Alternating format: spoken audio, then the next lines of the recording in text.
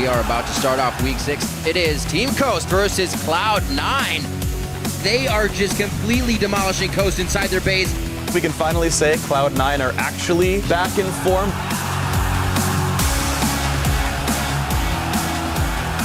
Was the Baron the wrong idea here for Impulse? It's gonna be game over! Team 8 pull the trigger! I don't even know what to say to this game. That's gonna be slicing Maelstrom flash forward. That's the quadra kill coming in. Team Liquid this game to get revenge on Gravity.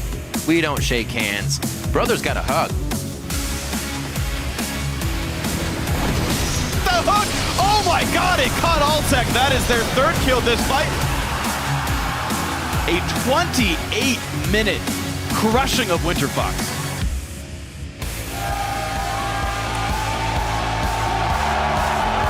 Welcome, Summoners, to the North American League Championship Series. We're coming to you live from our studio home here in Los Angeles, California.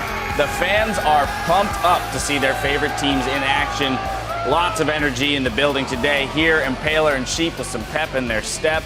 And Cop and Bunny Fufu, well, they're squeezing in a little time on the Rift before their first match, Gravity versus Coast. Hello, I'm James Dash Patterson. Great to have you back with us for more of our spring split coverage.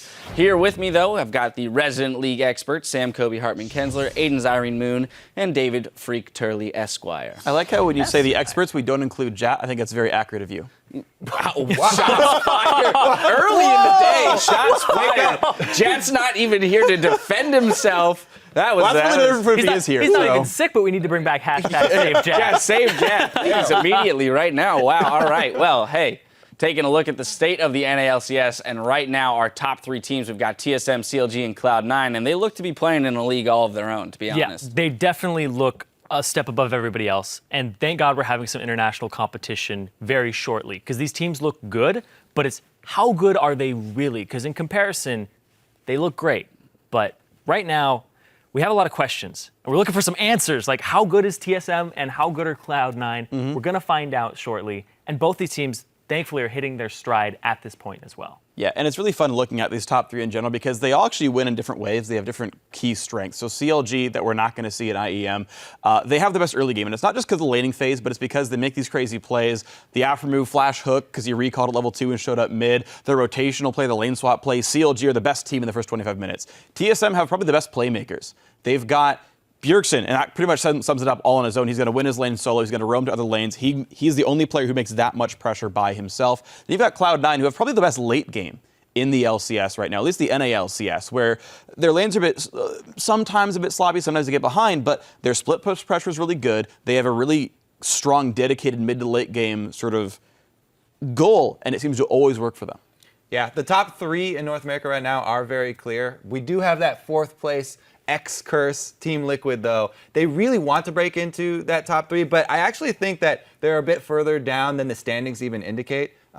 Because you have to look at the actual gameplay within the games. And Team Liquid have been making so many late in the middle of the season rosters changes, and they've been swapping personnel around. It's been hard for them to actually remain consistent. Yeah, but they will have the opportunity to prove themselves and that they deserve to be in that top echelon of teams as they face off against CLG today. Yeah, I'm really excited to cast this game for CLG and Team Liquid because I really feel like CLG have the advantage in the early game, no matter how the lanes play out. In regular standard 2 versus 2 lanes, Keith down there will probably have trouble against Doublelift and Afromu. And then they also have a really big advantage if they pull lane swap. So this is going to be a really big test for Team Liquid. If they can take down CLG, then we start giving them the credit to break into those top three. Yeah, it'll be fun to see how they tackle the issue.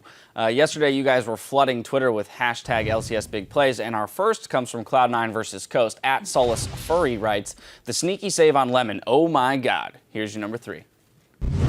They are just completely demolishing Coast inside their base. Chris now in the eyes of the team. He gnars out as Mash approaches. Hey! Is it going to be enough? Lemon Nation gets the summoner heal from Sneaky to save his life. And Cloud9 keeps everybody as they almost ace Coast inside the base. They're looking for the Nexus turrets.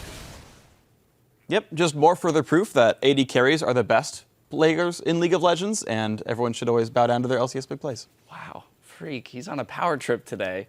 He's going hard, man. We got a long day ahead of us. Of course I'm on a power trip. I got a lightning bolt on my arm right now. Flashes up. Oh my goodness. All right. Well, then from Team Liquid versus Gravity, our next submission says, holy crap, that Quastra. Let's take a look. Quascan, he teleports in. That's going to be slicing Maelstrom, flash forward. Cop gets caught. That's going to be Keen as well. The barrier's on, but it's only going to last so long. The big one just missing on the end of Keen. It's going to be a few more shurikens to take him down. A triple kill, possibly a quadra coming in for Quas. He's going to be on Bunny Fufu. They're going to give it to him. That's the quadra kill coming in. And speaking of Team Liquid, with all eyes towards their game versus CLG, Quas is going to be one of those guys that really, really pulls the team through the entire game. He's been carrying really hard from top. Yeah, that Kennen was exciting to watch, finally getting to see it in the NA LCS. And finally, at Nixon331 tweeted in, Afromu the God with the hook from nowhere. From CLG versus WinterFox, here's your numero uno. 50 goes back to the mid lane. Pavelter, not level 6. The flash in by Link, a whole bunch of damage. Wow! Sees a driver coming, he's like, okay, maybe. Getting knocked up is unfortunate, and as it's hitting, Afromu barely gets that hook by the minions as well. That's a level 2 Afro just showing up in mid lane with some god hooks. Yeah. And I thought it was a flash from Link because I assumed, it's a 2-on-2. He's going in. No, Afro's off the screen flashing in. That was all incredible. Pobelter just wanted to save his flash because it was only a gank from Jarvan, and then he has no window to make an escape at all, and he dies for that. Yeah, rather unfortunate that caused the game to go into just a wild spin out of control. Well, here's how things stand in the NA LCS. In first, we do have TSM, followed by CLG in second, and Cloud9 in third. Team Liquid is in fourth, followed by a four-way tie for fifth place. Then we've got Team Dignitas sliding into ninth place, and once again, Coast is in 10th. Up first in our 5 matches today is Gravity versus Team Coast. Then Cloud9 will look to settle the score when they take on WinterFox. After that, it's Team Impulse versus Team Solo Mid.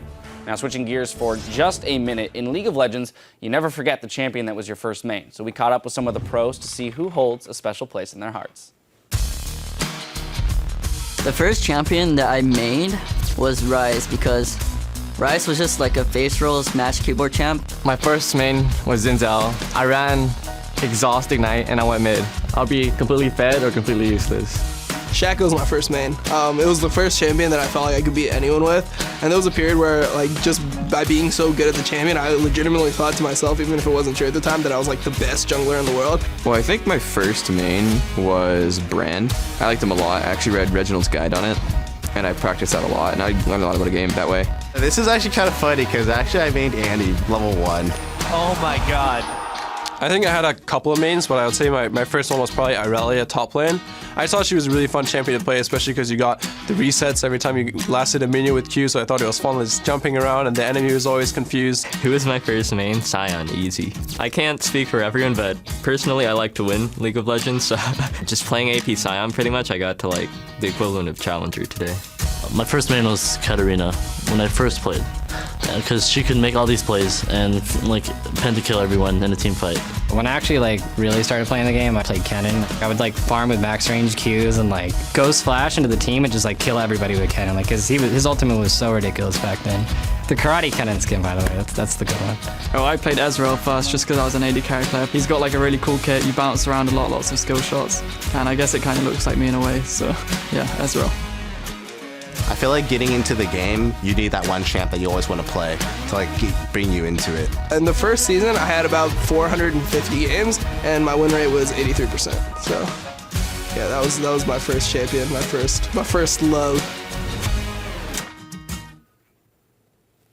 Yeah, the reason you had an 83% win rate is because Shaco was broken. Pre-season, you could be invisible literally the entire game if you wanted to, because the Q cooldown would go on cooldown when you use the spell, and you could just wait around invisible, stab somebody, and immediately use Q again. It really made for some really interesting mind games, though, because also in preseason, you could have mirror matches, and Shaco versus Shaco was probably the funnest thing about preseason.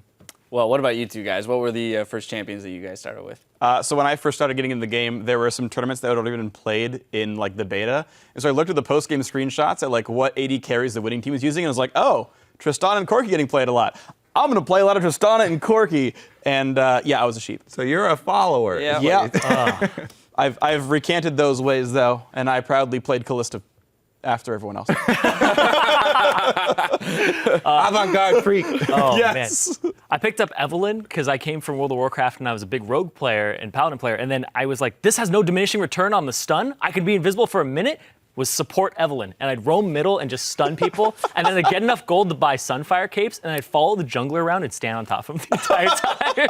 Dear God, what a scumbag. All right, well, we want to hear about your early days with League. So in today's question of the day, we're asking, who was your first main and why do you love the champion? Send your answers to @LOL Esports and use the hashtag LCS. We'll be highlighting a few of our favorites later in the show.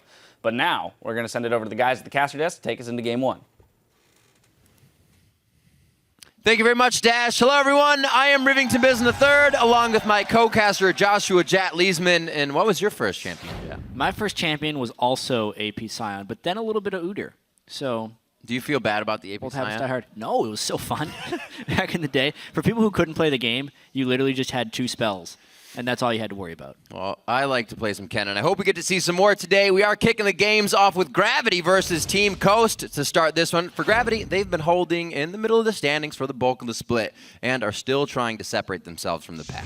Yeah, and it's been interesting now because their new coach, LS or Last Shadow, has been, in my opinion, having some poor pick and ban phases. I mean, if I look at yesterday's game, they did Victor mid lane, Nidalee jungle, and Hecarim top. And I feel like that's a team composition taken pretty much straight out of either the LCK or the LPL in a lot of ways, and it didn't feel like it fit their champions. So I want to see a little bit more meshing from Last Shadow with champion picks into the existing champion pools of the Gravity guys. And, I mean, I know he's very knowledgeable about the game, so I think he can do it. We'll see if those picks can go more towards the individual player. And on the other side of the rift, Coast start the day once again sitting in 10th place. And while they've still got a chance to pull themselves out of the auto-relegation zone, they're quickly approaching the point of no return. It's going to be really tough for Coast because it's not enough for them to just win a couple of games. If you look at the standings, the next highest team is Team Dignitas that are 3 wins ahead of them. Right. So even if Dignitas lose every single game throughout the rest of the split, Team Coast still have to pick up at least 3 wins in their next 7 games to tie them. If you look back to the start of the split, though, Coast was a few bad plays from winning their first 4 games. And if they can just remember that and get back to some of that confidence, it'll go a long way. Little mistakes. It's got big things so far. So Coast's new mid laner, ManCloud, is an LCS veteran, but he says the league isn't the same as when he last played on the big stage. When I got back on stage, I was like, this is not like what I used to play on. It just felt completely different. I felt really, really nervous. I never really had issues with that in the past. So I tried doing certain things in scrims, like playing with white noise and not drinking as much caffeine, so I'm not jittery. And I would say it helped me out quite a bit, at least for this weekend. I wasn't jittery, didn't play like total garbage like last week. Very interesting to hear that those variables are kind of the ones he puts up front when you could think of so many more are what would really be. There could be water in that cup as well, for everyone wondering. Or he's just trying to get a caffeine boost right before the game. And yeah, I agree, Riv, with him not expecting to have those jitterbugs right before the game. But because he has missed some time in the LCS, almost that redemption story can make you very nervous as a player, especially coming into the really difficult situation Coast is in. He put some big shoes that he has to fill again. Top kills in the LCS. Yeah. He's got to perform. So let's check out the starting lineups. On the blue side, it is going to be Gravity. That's Haunter in the top lane, St. Vicious in the jungle, Keen in mid, Cop at AD carry, and Bunny Fufu at support. And on the red side, it is Team Coast, with Chris in the top lane, Impaler in the jungle, ManCloud in mid lane trying to stay calm, Mash at AD carry, and Sheep on support. Trying to stay calm indeed. Obviously, the last one went to Gravity. This match was in week 2, so these guys have had a lot of time to figure out what the deal is. Coast to figure out what Gravity has been trying to do the past few weeks, and we've seen them change things up. Something like we said didn't work yesterday, so both of these teams here kind of trying to repair some mistakes. And this could end up being a very unique pick and ban phase, depending on whether or not Last Shadow continues his style of pick and ban phase, or if he defaults back to some of the stuff Gravity was playing earlier on in the season. And for Coast, there's always that question of when do they start trying straight up new things, or do they just keep trying to go at what hasn't been working for them and just play better? A A lot of people thought it would come from Impaler in the jungle. If it was the early game, he had a huge impact in the promotion tournament for Coast. Hasn't really been able to show in the start of the games here in the North American Spring Split. Morgana out, Jarvan out as well, something Impaler does like to get going early on and can get from lane to lane. So his early game is going to be hurt from that. Zed as well on the ban list as we start the picks. Yes, Gravity's bans are heavily targeted at what Team Coast has found limited success on. In their one win, they did run Aurelia and Jarvan, and there's also been some solid Jarvan and Aurelia games that Coast has had even when they haven't found victory. So I'd say the first 2 bans there by Gravity, very good and targeted, not strictly power bans, but targeted at the individual skill of their opponents. Right. Exactly what we need to hit with Coast.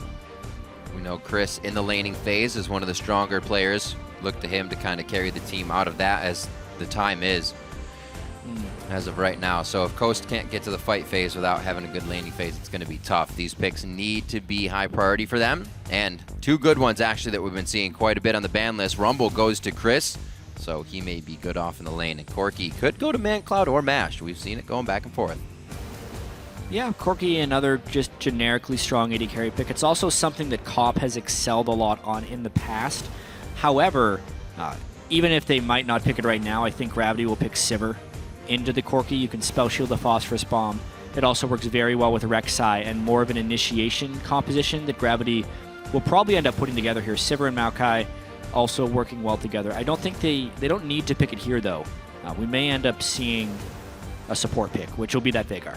That FLICKR indeed. Bunny Fufu will get that locked in. We saw it on the ban list quite a few times yesterday, but it seemed to fall to the wayside in the minds of the players, or it just wouldn't have been something that was in the cards. I mean, to be fair, I want to see how good Bunny Fufu is on this champion, because the support FLICKR is absolutely something that started in Korea, and it's very similar to the picking patterns that Last Shadow has shown, where he's pretty much just taking champions that are high priority in the LCK and having Gravity play them. It happened when Victor emerged on the scene, won 2 games.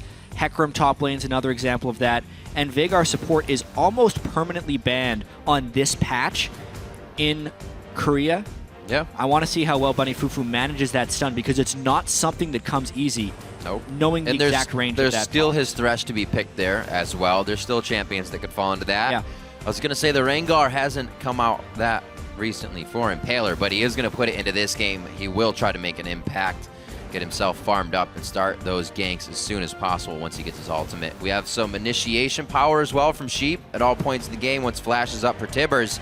Some awesome picks coming in here to start off the first game of the day. A little bit of flavor. Definitely going to get some fight out of these. Well, I'm excited to see Impaler's Rengar again. I'm very glad that he is bringing it out. It's not something he's really played much of. He played 2 games of it within the first 2 weeks, but it was one of his best champions. He's really talented on it, and it definitely feels like Coast is reverting to the stuff that was working for them. Keen took Kassadin in week 5 against Team 8, was able to get a victory there, a 3-2-12 game, so kept him safe in lane, kept himself going. I don't think he'll need too much help from St. Vicious on Rek'Sai for this one. Yeah, the only thing I'm surprised of with this Gravity composition is the fact that they didn't pick Sivir, or Thresh, really. It's the bottom lane picks that are surprising me a little bit, but it still has a pretty good theme for how Gravity has found success. There's been a lot of games where Gravity is running stuff like Zed mid lane, maybe a Vi jungle, stuff that really goes in against disengaged teams and still succeeding. Gravity really excels when they can flank the opposition, and stuff like Rek'Sai, Maokai, Kassadin is very good at flanking. But now you got a lot of dudes that are going to be jumping around. There's a Corki and now an Ezreal again in the mid lane. People are loving this pickup quite a bit. And this is actually essentially a tankless team composition by Coast. If Impaler decides to build a little bit of damage on Rengar, it'll create very precise team fighting, and they'll need to get a lot of pressure on the opponent and push lanes early, knowing that they're mainly just damage dealers on that team with a little bit of CC sprinkled in. Well, you're going to have 2 AD carries that you're going to be able to explode if Keen gets going on Kassadin. Going to be tough for ManCloud and MASH if things go bad for them in the early portion of the game. Like we said, that laning phase is something they want to focus on. Last Shadow there. Done with picks and bans. Making his way out with Arashi, Coast's coach. And we're going to be onto the Rift shortly here. The picks and bans definitely showing us that teams want to try something different. We get the Veigar out of Bunny Fufu. ManCloud's going to go back to an AD carry in the mid lane with the Ezreal. See how this works out for them. They definitely need to get that spark for the team. It's your turn now to weigh in on this match. Tweet hashtag GVWin or hashtag CSTWin to @LOL Esports. We'll be tallying the votes throughout the game. The teams also want to hear what you have to say. Root for them.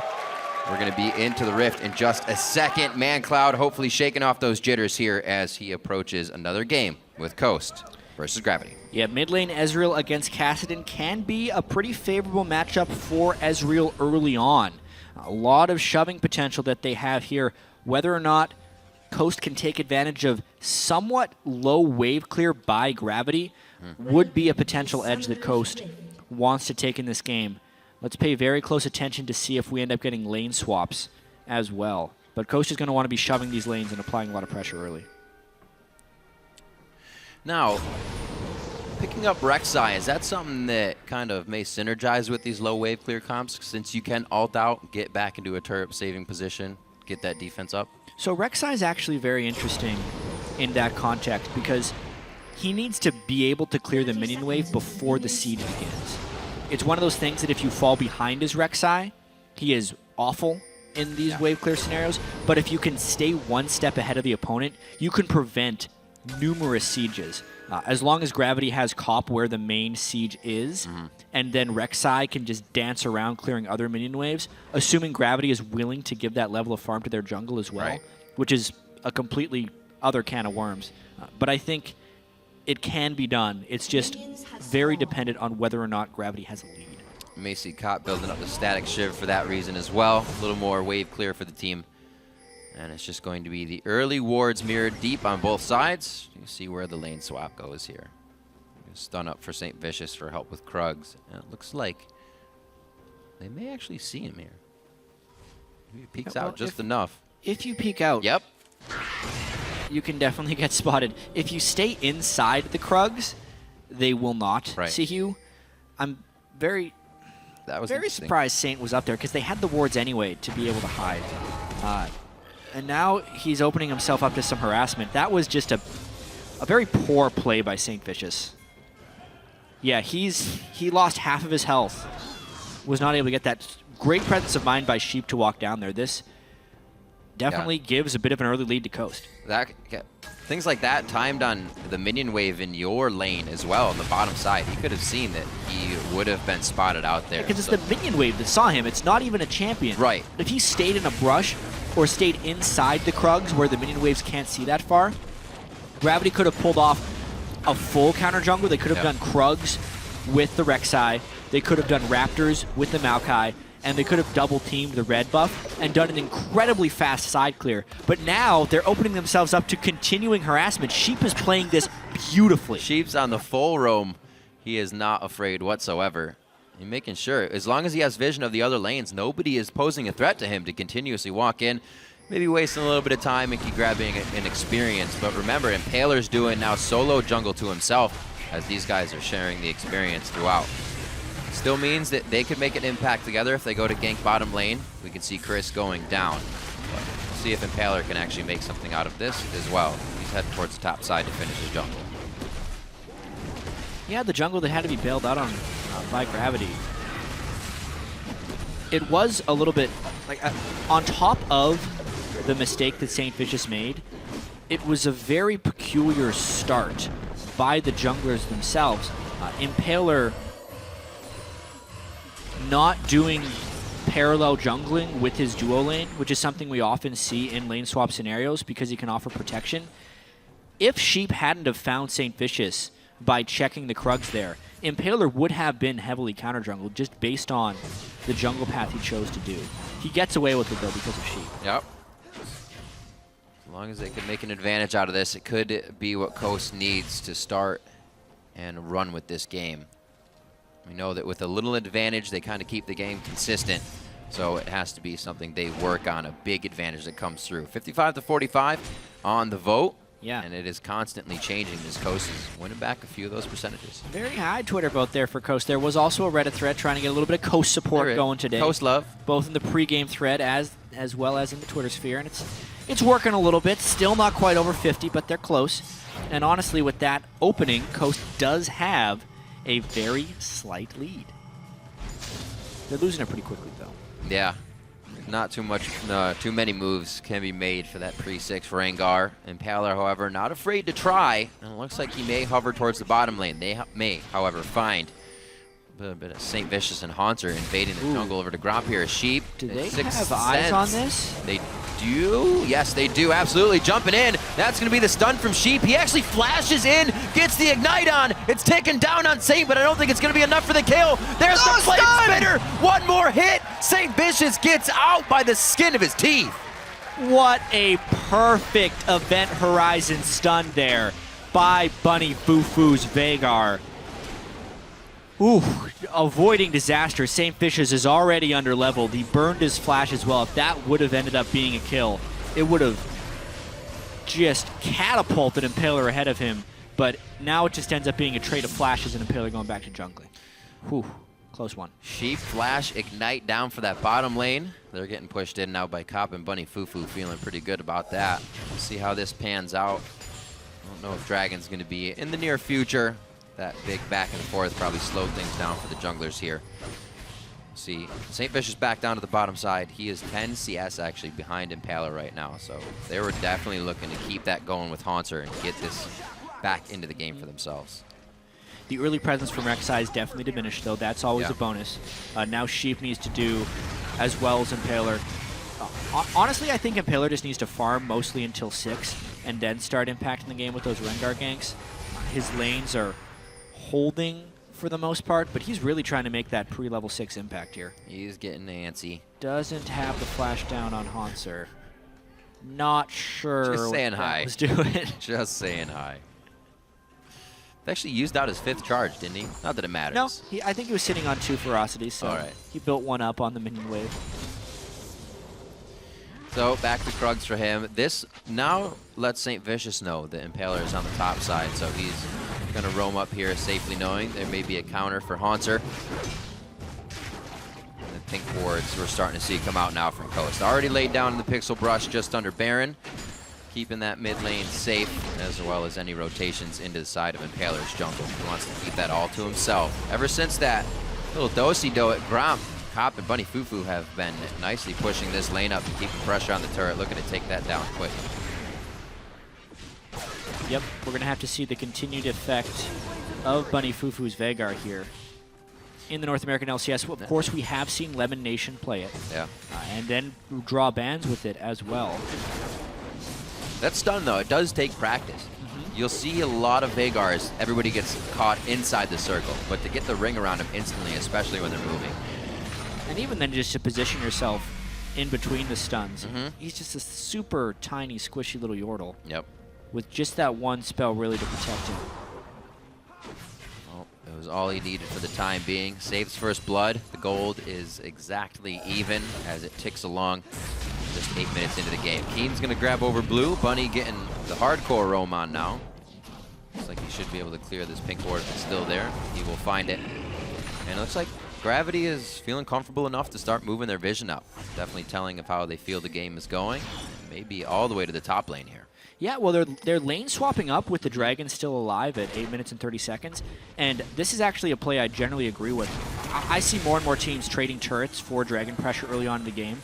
And they're just going straight for this turret. They don't really even care about trying to get Chris. They're just beating them to the punch, taking a turret. And they already have a Maokai in the bottom lane with relatively good wave clear. Yeah. On top of that, Coast isn't even in position to take the Dragon. This is just an outplay by Gravity. Nicely done. And when the Dragon does come up, we have to remember Gravity peppered the heck out of that bottom turret already, so that's an easy takedown, pretty much prepped whenever they want it after a good fight. A little bit of a harassment there from Haunter. Nicely keeping Sheep from going back. Oh, no. Chris stepping a little too close to the fire there. Gets caught up, and Bunny Fufu hits another Event Horizon that turns into a kill. Yeah. At rank 2, Event Horizon already stunning for 1.75 seconds, and it's far too early for people to be building up tenacity. Very potent on the roam, and Chris not respecting the overpush. This is Gravity beginning to pick apart Coast. Oh, that could definitely be a kill on St. Vicious, but again, the Event Horizon come in, teleport from Chris. But he now it's is down. Up. He does not have level 6. He is not going to be able to use the equalizer. This is going to be a real scrapper back and forth. We actually don't have ults anywhere except for Impaler. He's going to be ditching out of this one with his ult. And the fight has stopped. Mashme in the bottom lane. He's got the rockets. A few more to hit. He flashes, then he misses. Down to single digits. Haunter keeps himself upright. How in the world did Gravity not suffer a single casualty after all of those things happening? They were getting teleported in behind. A Rengar ultimate was popped with a ton of people at low health.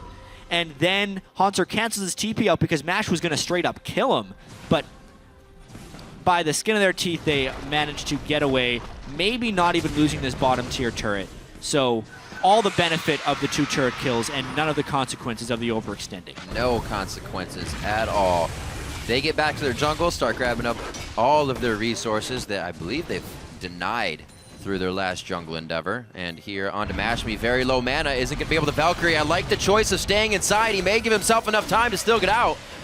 Great play by Mashme there to stay calm. Yeah, so I would call that the first miss stun there. Yep. By Bunny Fufu. It is. That's how hard it is to miss. Down, and he didn't. Or hit, rather. He didn't start the stun right on the edge. The other ones were pretty much perfect from Bunny Fufu, though. And to talk about this game a little more, we know that Coast wants to take advantage of Gravity's low wave clear, and the only way that wasn't going to be possible is if Gravity can be kind of one step ahead of them, and that's what's been happening. Gravity beat them to the top lane, getting their team members there first. So having low wave clear from, it's more that they have low ranged wave clear. The melee wave clear is actually respectable. And now, that could become a problem for MadCloud. He should have been winning this lane early. The fact that he is behind Castan at this point spells a little bit of trouble. Especially with the Dorans. We actually saw Xiao playing this But he with wants the to stun. consumables yesterday. Oh, and he flashes it. Woo. So MadCloud did bring cleanse for that very fact. He got stunned. He actually arcane shifted into the other side of the stun. Those had were to some cleanse out. fast fingers right there. Almost caught me by surprise. Gets himself out. 2 summoners, though, to stay alive does not mean the lane is going well. And this is Gravity now. They have gone from top. They took out bottom, and they've just come to mid. And I don't think they're going to be too long, or it's going to be too long before this turret goes down. They have a method to the madness, and right now it's 3,000 gold in the lead. Yeah, 3 turrets down, and they haven't even had to pay a dragon for it. Pretty remarkable there for Gravity. Coast doesn't need the dragon, actually. They need to get turrets back. Oh, man. Oh, no. Bunny Fufu, 2 great stuns there with that Event Horizon. I mean, we're seeing the power of why this is a respected pick. And this, more so than yesterday when we saw Keen on Victor or St. Vicious on Nidalee, it does appear like Bunny Fufu has at least achieved a high level of proficiency with this support Veigar. His Event Horizons have been almost perfect. The baby cages are on point.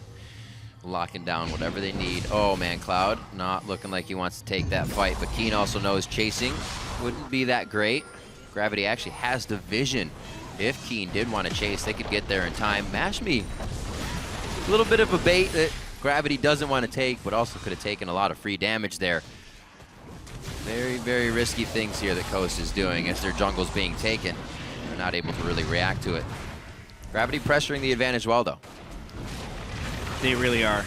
They're doing this Dragon's turret on Vision. Coast really wants to get a turret back, but they are honestly just not playing together right now. As the Dragon's being taken, Coast would have needed a 5-man push mid. 2 people were recalled while 3 people are pushing. They're just, they're not playing as a team. And obviously, that ends up happening when a team comes into a game 1-10. There are a lot of things that are wrong. We're just seeing some of them in this game, being beaten to pretty much every map movement and not being able to secure objectives. Yep. Always kind of second guessing. Not for sure about the thoughts. Here goes the mid turret as well. Knocked down right quick, which means Gravity continues to push the wards forward, which means it's even harder for Impaler to try to get these flanks and even get any ganks for these guys. Gravity is doing a very nice job at shutting down everything, and the Veigar pick as well for Rengar makes it tough. He's jumping in, right? Who's going to follow him after there's a giant cage around him? Absolutely, and especially because Gravity is staying fairly well grouped. Yeah. One of the great powers of having Rengar in the middle late game, now that he has this Warrior enchantment, he's really good at picking off stragglers, which if Gravity was behind in their minion wave clearing and struggling to push out of their base, Rengar would be able to punish those solo people together. But if Gravity is dictating to Coast and staying as a group or only split pushing with tanks, then Rengar can't find opportunities to go in. Like right now, if you're thinking as Impaler, who do you go for? If Keen gets the exclamation mark over his head, he shifts away before Impaler's in jump range. Everyone else is grouped or a tank. There is not an opportunity for Impaler to pick off a straggler at the moment. Right. With the way Gravity is playing. And it's going to be hard for Coast to take him down if they do get the lockdown. You have 2 Round of Ages making the solo lanes healthy. Really, Cop's the guy you're looking for, and Cop, he has good positioning. He knows how to stay safe. And also such a greedy ward there by Bunny Fufu, but now it's just going to pay off. That was like a few seconds of vulnerability. If Impaler had been in the area, he could have ulted and killed the Veigar, but now that he's gotten that ward, they will always know which sector of the map Impaler is on. They know now that he's in the bottom lane. They're able to set up the defense necessary to keep everyone safe. St. Vicious letting them know. Sheep saying, yep, we got the Seeker, and they ward over the wall, so St. Vicious retreats from that position. The rotation over could happen from Haunter. The teleports are up for both top laners, but it doesn't look like they're going to try to take a fight right now. Coast still on their heels, and Gravity doesn't look to pressure that. Playing this one very safe, as we've seen many teams once they reach the second inner line of turrets. Coast still putting the pink wards out. We see 2 right here above Impaler, ManCloud, and the rest of the team. Actually 3 in that area. So they're not giving up just yet, obviously. They're trying to keep their own jungle and their own resources. Not for long, apparently. They can't defend what they're putting out. I mean, we've seen it. It is hard to find picks with a double AD composition. Sheep would need to land a stun onto a squishy target, but if they ever do that, unless the person is actually Bunny Fufu, the event horizon goes down, the Veigar stun, no one can follow up. And that has actually happened multiple times in the early game here. Still have the option of Sheep, the Annie engaged with Flash if they can get into range. We were saying that Gravity is staying a bit bunched. Maybe if they have eyes on Impaler, Sheep can use that window to get himself in. So many options, but so much easier to say than actually make happen. Still focusing on this bottom turret, but Coast is putting a lot of efforts down here as well. Keen feels safe. Safe enough, at least. And he actually fakes out Impaler on that one. Oh, can he get over the wall in time? Yes, he can. And so many abilities were blown onto Keen, which gives Gravity the right to just start walking around. They're able to take a few shots back. ManCloud finds himself in a very peculiar position, and he goes down as well, having to use both summoners once again. Ouch, we're only 17 minutes into this game, and it looks like that was already a desperation fight for Coast. Impaler tried to make it in. He did get a route onto Keen, but he misjudged the location of the Rift Walk, thinking he went over a wall when he actually went into a brush. And it allowed the turn all but too easy for Gravity there. Now 6,000 gold lead. It's one of those games where it keeps happening. We saw that happen to Mash versus Haunter in the bottom lane. He got away with just a bit of health. But that time, it was all of the team focusing Keen, and Gravity was able to take advantage. A minute 15, that second dragon should be theirs. See, Impaler doesn't even feel safe right now to be taking his own jungle after that. They're very wary of what they can do. Definitely affecting their calls, affecting their positioning. See this again. Yeah, I mean, Impaler tried to make a jump, and then the fact that the event horizon was burned was glorious, but Impaler couldn't have known which side Keen went to. Then, as we saw, Sheep did find him, trying to make a play, ends up flashing in, but it was so much tunneling on... Honestly, a Rodavatus Cassian is a relatively tanky guy, which is... kind of catching Coast off guard there. Their damage wasn't immediately following up the stuns. Nothing followed up the root. Nothing followed up Sheep's ultimate. And all those closers did for Coast at the time was just make them even more vulnerable for Gravity's counter engage, because the Kassadin Maokai on Gravity is very good at actually engaging to begin with, so a counter engage is just even easier in that sense.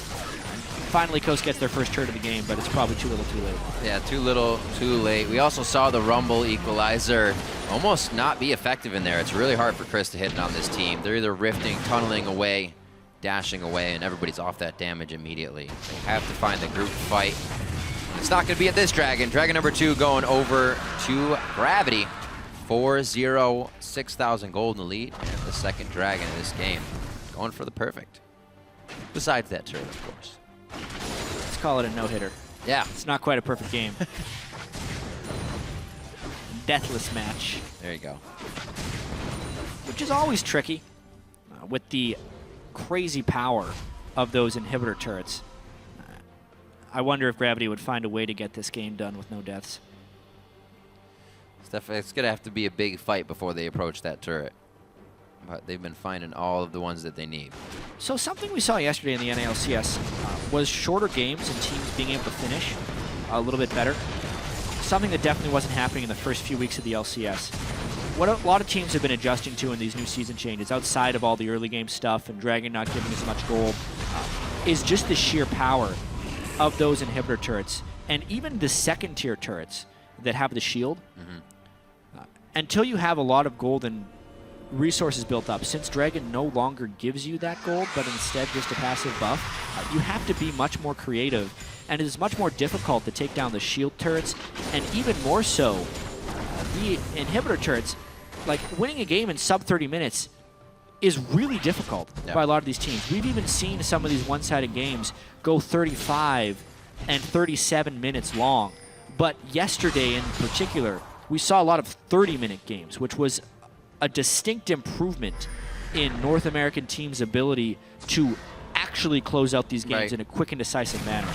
With Gravity having 5 turrets down, only 1 of the middle-tier turrets still surviving, I wonder, they're kind of on the clock here of how cleanly and quickly can they finish this game.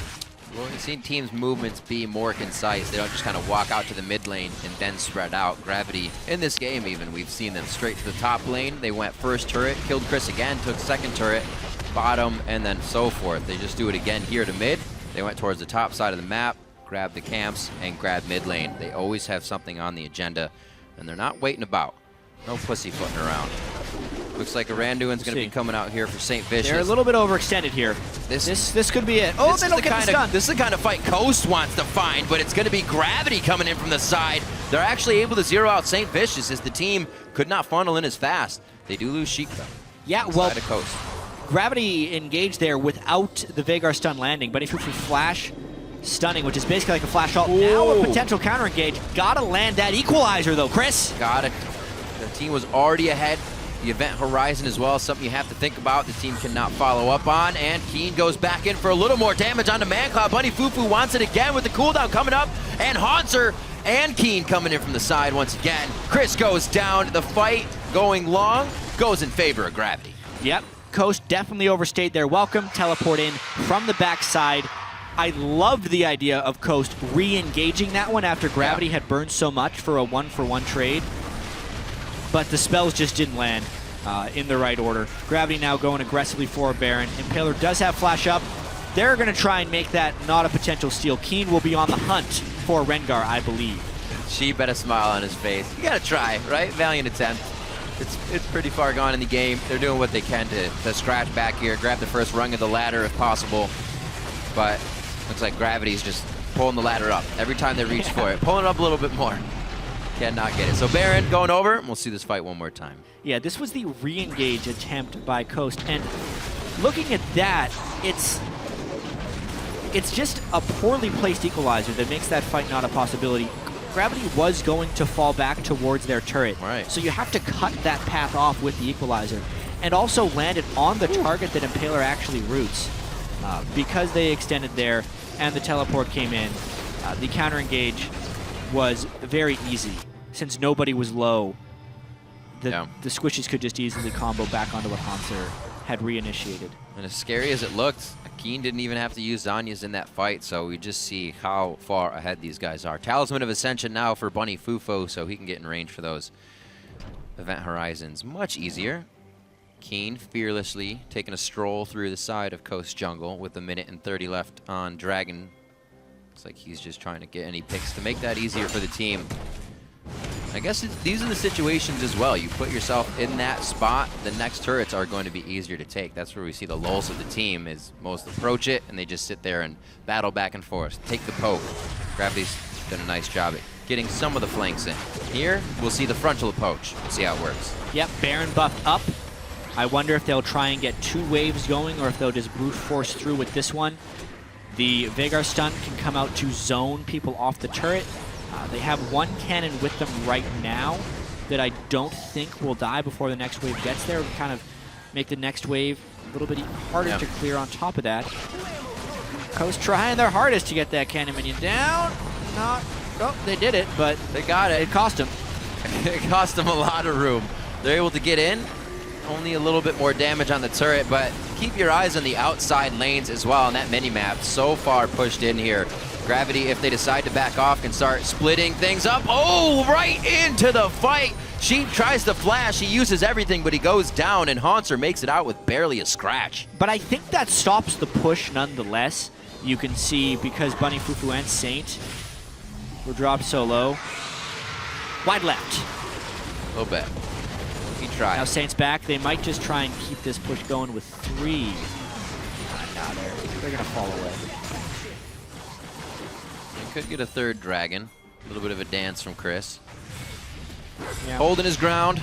Blues are going to be starting to take away every time now from ManCloud. His Murmon is finished, so there should be a little bit of damage coming from his Mystic shots, but I don't know if it's going to be enough to stop the pressure. It's too bad.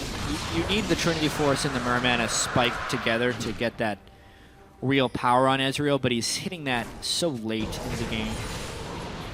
ManCloud really needed to win the lane against Kassadin, even before they started falling behind in team fights. Thought he would have had a little bit easier time with the 2v1 lane. Usually mids kind of have a 1v1 battle back and forth in that situation.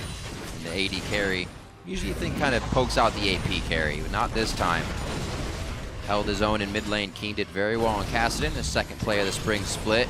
Now the rest of the team is benefiting from that as well. Great moves from St. Vicious in the early game to start things off. Cop 404 on Graves. They may give him another one. Actually goes over to Keen for a 206. And they're quickly, they should not be getting picks like this in front of the turret. Ouch. Well, the interesting thing is, I know it's hard to finish boots and stuff when you're behind. Not a single member of Coast even has a tenacity item, let alone Merc Treads. So anytime Bunny Fufu lands a stun, it is a kill. It's a 2.5-second stun. Coast loses their inhibitor even after the Baron buff went down, mainly because 1 Event Horizon finally stunned someone. Easy work for Gravity. It's scary. It's like the safer version of Tibbers. Just like, here you go, take this. I don't have to flash. And it comes up a little more often. Cooldown's a bit shorter. Definitely working out for Gravity this game, and the reason we've been seeing Veigar get some bans here in North American LCS, and I'd say every region is seeing those bans every now and then. Looks like we're also going to get a Righteous Glory here for Bunny Fufu. Got to go fast. He wants more speed. Double speed. Double speed. He'll be able to crush people down with Event Horizon and then a bit of his own damage. Still looking for Mash to build his items up. His spike is just for the Triforce. Infinity Edge is slowly following in there. They've been really hard struck for items this game, as they were sharing minions quite early. They got pushed in by Gravity and all their turrets got taken down real fast. That has led now to the 13,000 gold lead that Gravity has, and soon to put the stamp on the Nexus. Yeah, this is a good confidence building game for Gravity, and it's very important in their run to try and become a playoff team. There is that big stack in the standings of 5 and 6 teams coming into the day's matches. Being a 6 and 6 team after this one would probably feel pretty good for Gravity. Yep, especially after the loss to Liquid yesterday. They could have had 4th again. Oh, Cloud! Keen riffs in. He was like, the Ignite may get him, but I'm gonna go for another hit. Chris actually going to be walking to his death. Tries to get out. No, he flashed into the wall.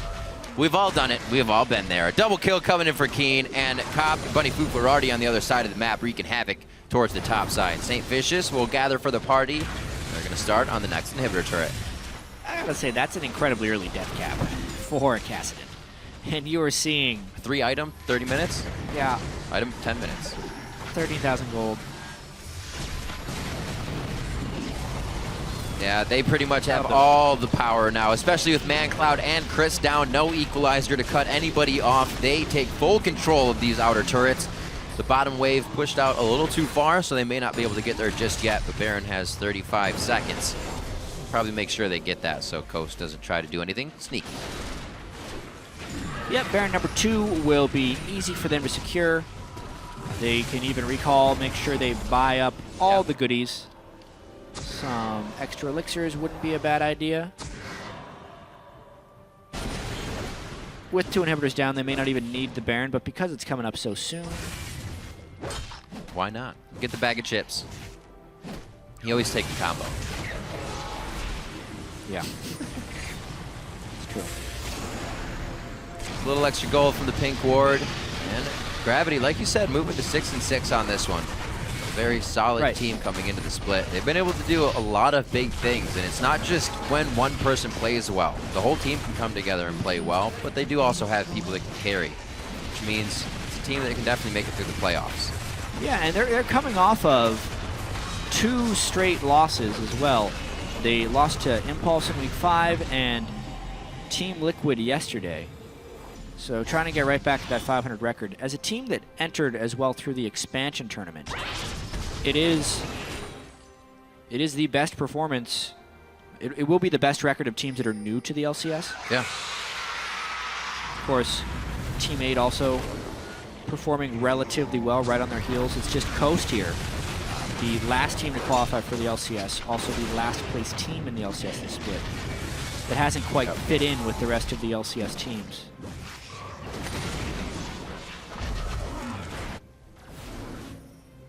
Unfortunate. Well, with those first 4 games, like we said, they were so close.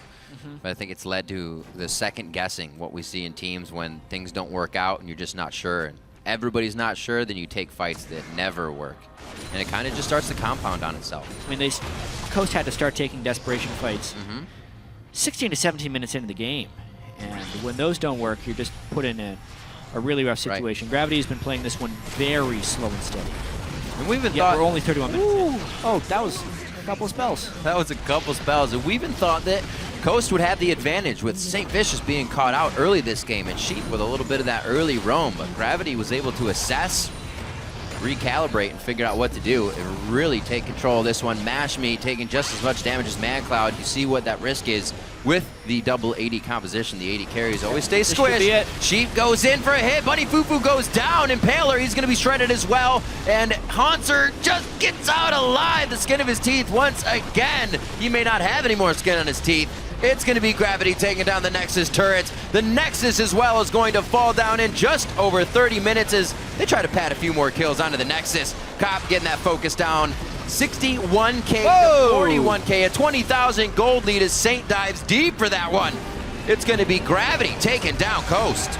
Saint trying to add to his death toll a little bit there, going straight into the Nexus. But yeah, that game was really one-sided. Wow. Yeah. As soon as Gravity started rotating in that game, the early game plans not perfect for Gravity. After that, though, 15 kills to 3, 61,000 to 42,000 gold. Aside from St. Vicious and Bunny Fufu, 3 deathless members on Gravity. All in all, solid win. Strong play. Good to see that, that Haunter himself could come back from a kind of poor game on Hack Room yesterday. He was focused out a bit. Sometimes that affects your mentality. Had a pretty solid 1-0-9 here. Just kept himself safe. The early game roaming with Saint, as we mentioned that Impaler, we thought, and Sheep kind of had an early game advantage from finding Saint out. Yes. But they were able to right the ship in that situation. Definitely some of this game was decided by Bunny Fufu's stuns on Veigar as well. Yeah. This is something we're going to have to continue to track for Gravity throughout the rest of the LCS season, is how much influence they will be taking from Korean League of Legends games and how quickly they can put that into their playstyle. Because it may be clear here that Last Shadow was very convinced and content trying to mimic the style over in Korea. There's a good reason to, right? They are the most competitive and internationally renowned region in the world. They have won 2 straight League of Legends World Championships as a region. So if Gravity can learn these champions and become proficient at them, it can potentially lead an edge whenever they come into the scene. It's just a question of how quickly they adopt them. Because yesterday we saw the Victor Hecarim Nidalee not being adopted very quickly. Today with the Veigar, it did seem to work out well. The unknown factor works when it's not unknown to you. It works a lot better in that situation. But it's good, because we do also see that Bunny Fufu's, like Lemon Nation is as well, playing to that Braum, other things that we haven't seen some of the supports playing. So he's not afraid to kind of branch out and try things. And it's going to be good for the team. Especially with Thresh up, right? Yeah, they went for Bunny that with Thresh Fufu up. being able to go away from his super tried and true champions into some other things.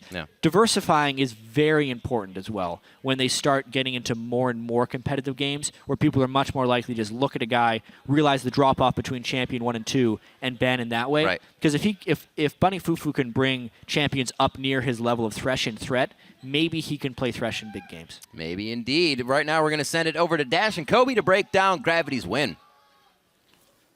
Thank you, Riv, and immediately give credit to Gravity for adapting to some of these new picks that are coming from Korea in their coach, Last Shadow. They're utilizing some of them well. Maybe need to work on Victor and Hecarim a little bit more, as they stated. But I do want to come up with a diagnosis for Coast, right? Because we have stated, and it's obvious, yes, they're in last place. So what's the diagnosis? What are the things that we can nitpick that they should work on to become better? Well, let's see. We have to start somewhere. Obviously, they have a lot of problems. So let's start with the beginning of the game.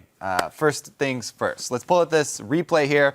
And I want to take a look at the lane swap, because this is the first real choice that you make as a team. This is about 8 minutes in or so. Remember, the turrets still have the fortification, the outer turrets. So up until 7 minutes, all damage from auto attacks dealt by champions is reduced by 30. So one of the easiest strategies that Gravity are going to employ here is they time their back for Graves. He gets a BF sword, swap him up to a turret, and they pressure that turret as the fortification drops. 8 minutes in, there's no more fortification on it, and you can take the turret really easily. So let's watch how the lane swap plays out, because as of right now, it's matched really well. You can see the recalls for Corki. Everybody's recalling at the same time here. Coast could very well make this similar play and match this move from Gravity. But they're playing reactive League of Legends, and they don't have a game plan before the swap is pulled off, and that's really the key issue here. Right, they have Maokai back at exactly the same time. Kopp had just enough gold to buy his BF sword, which is going to be the damage output they need to push these turrets down.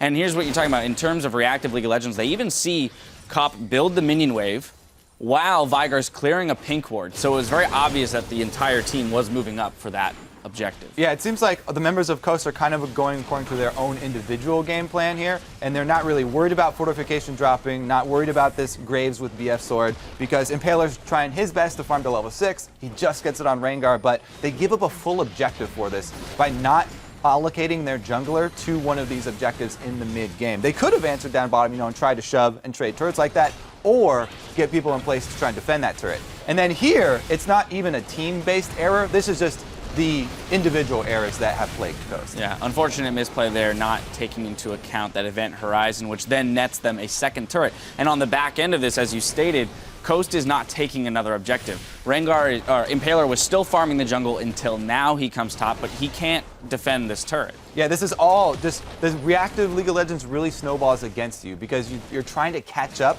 to what your opponents are doing. And this is actually something that a lot of North American teams complained about when we first started seeing international play. They're like, oh my God, how do we keep up with these Koreans? We're always trying to catch up to what they're doing. We're even seeing it now within North America domestically. And then also those individual mistakes. As we saw, there was a ward in that bush that saw Veigar, and Chris just got too close. Right. So in that moment, though, you have to wonder, okay, maybe they didn't get the jump on that, right? They were forced into a bit of a reactive scenario in that they're seeing the move top lane and going, okay, our top lane is going to get pushed.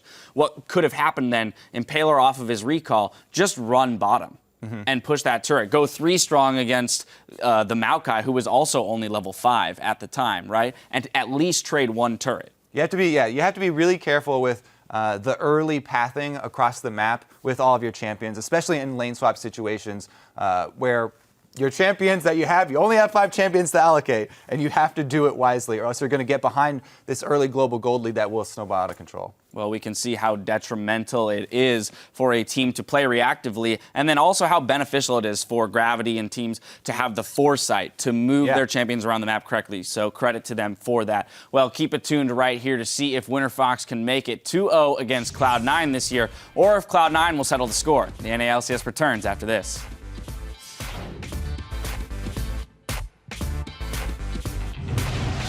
We are kicking the games off with Gravity versus Team Coast.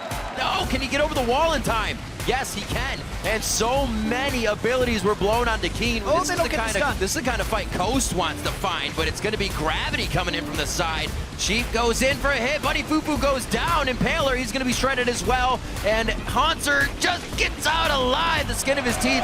It's going to be Gravity taking down Coast.